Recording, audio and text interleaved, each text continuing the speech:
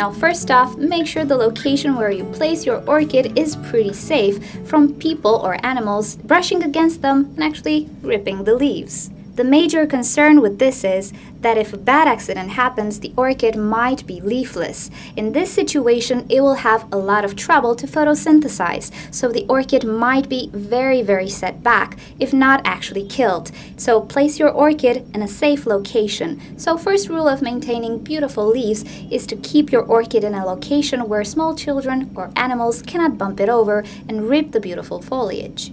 The parallel between this and nature is that in nature, actually, orchids do have quite a lot of bruises. Their backup plan is to create new leaves and shed older leaves, because older leaves are more prone to have blemishes or rips than newer leaves. So older leaves do not perform as well as new leaves. This is why they actually regenerate. But as I was saying, we don't like to have ripped leaves, do we? The second rule is to maintain the leaves clean.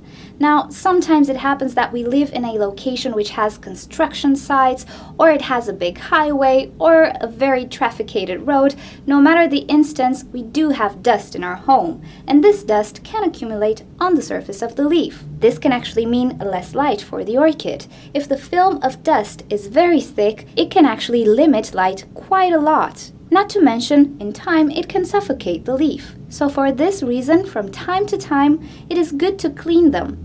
I usually like to get a makeup remover disc, soak it in some water, and just run it over the leaf.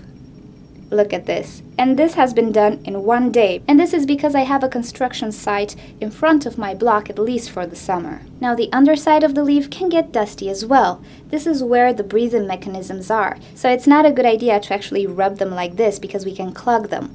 What we can do is actually go and pretty much shower the leaf. If you can, only wash and shower the underside of the leaf, but not the new growth.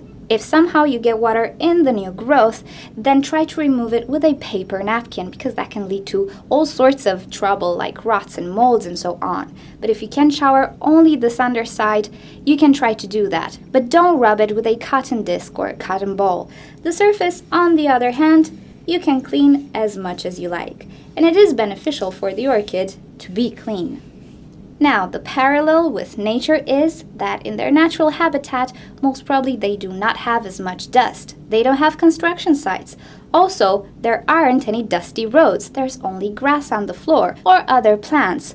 So it's definitely not as dusty as in our home. Also, because orchids are not sheltered, they do get rain regularly, so the rain actually washes any debris that might have accumulated on the leaf. However, if we grow our orchids in a home or an apartment, we don't really let rain do its job, so we kind of need to do it for her.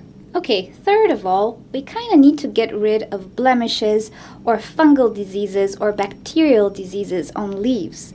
This is because they can actually spread and affect the whole orchid if we're not careful or if we're just very unlucky. So the best way to prevent a further infection or losing of the entire leaf is to get rid of the affected portion. This happens quite a lot, so it is an important component in the orchid maintenance. So to take care of this, we need to get a sharp scissors, which has been sterilized. You can sterilize with alcohol, bleach, or a torch, especially if this is a scissors you only use for plants. And this is because you can actually pass on diseases and viruses and so on from other plants or other orchids, and we do want to avoid that. So after you sterilize your scissors, cut the affected part, but cut into good tissue. Don't cut it here, because you will not resolve the main problem, so the infection will still spread. Cut into fresh tissue about 1/2 centimeter to 1 centimeter above the affected part, like this. To further prevent the reoccurrence of the infection or other infections, you can actually seal off this wound with cinnamon powder. And this way we will prevent the further damaging of this leaf or the entire orchid.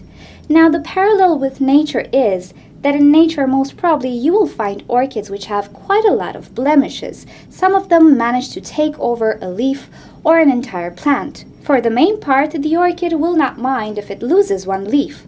But in our home, we do care about aesthetics, so we do not want an orchid to lose leaves.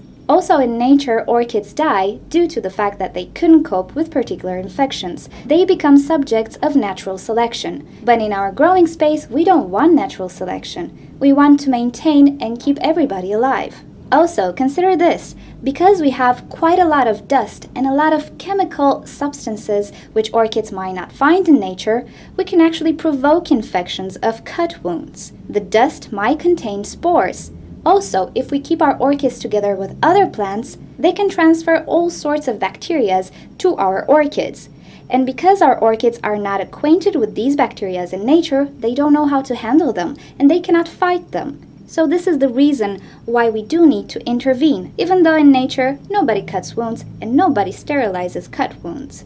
The fourth idea is to maintain an orchid clean from dry sheets or dry leaves. For orchids that produce pseudobulbs or canes, it is pretty important to remove these dried sheets. They can harbor pests, or if you water the orchid or shower the orchid, they can keep the water trapped between the sheath and the pseudobulb, leading to rotting of the pseudobulb. So, as a maintenance rule, it is beneficial to remove dried sheets from the pseudobulbs or dried leaves that can rot or maintain too much humidity. The parallel with nature is, well, in nature, orchids, epiphyte orchids at least, don't grow upwards. They grow downwards, so whatever water can get trapped does not get trapped. Because of the rules of gravity, actually, the water will simply drip off the orchid. Also, remember what I told you about the bacterial climate. In nature, there are special bacteria which decompose organic material to a further extent than what we have in our home. We can get decomposition only up to a point, especially in our homes. So for this reason, and the lack of chemical processes that we have in our home, it is a good idea to prevent a lot of complications and further diseases by just removing dry material that can rot and hold water in time. And lastly, cutting of old and dried flower spikes.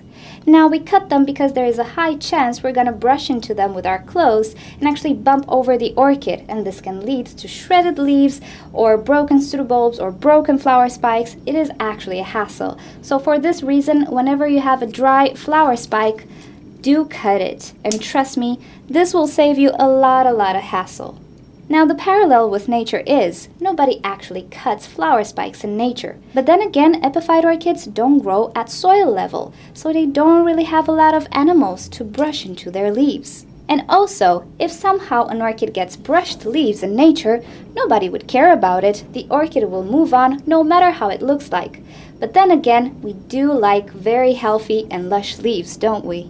And certainly we do not want to lose an orchid or to set it back because we managed to break a lot of leaves, pseudobulbs, roots, and so on. So this is how the simple act of cutting a dried flower spike can actually lead to a much simpler life with orchids. Also, you can consider looking out for pests, part of the maintenance as well, looking out for their damage actually. Pests can actually destroy an orchid if you leave them do their thing. So if you can, inspect your orchid's foliage on a daily basis or at least once every few days. And if you see weird markings on the leaves or grazing of the leaves or parts of the leaves missing without any reason, then do check for pests, because they can actually kill a plant if you're not careful. And there's no point in me telling you what the parallel with nature is. Bottom line, we don't want dead orchids. Okay, so as you can see, every little thing we do does not happen in nature. But then again, we do not have the climate that nature can provide. We do not have its tools, and we cannot pretend to know everything there is to know about orchids. So for this reason, we do use things that normally in nature would not happen. But this is because we grow them in a captive environment, whether it's our garden or it's our home. And also, why not? Our growing space can have different germs than what these guys have in nature, so they're not fully adapted to withstand them. Okay, so in the second part of the video, we will discuss about the bottom half of the orchid, the root system, how to maintain it, and why it's important to maintain it. Again, drawing some parallels to nature as well. That video will be posted tomorrow, but I will add an annotation here for you to click to watch that video as well. Also, I will add it in the description as well, so you can find the link there. Today it will not appear, but starting tomorrow you will be able to watch that video as well. So if you're watching this video at a later date, most probably the annotations and the links are there, so you can definitely click and watch. Alrighty, if you want to watch more videos from me, don't forget to subscribe. You can leave me comments, suggestions, and questions in the comment section below, and I'll get back to you. And also visit orchidnature.com for identification sheets, care sheets, and also forums. I'll see you next time. Bye!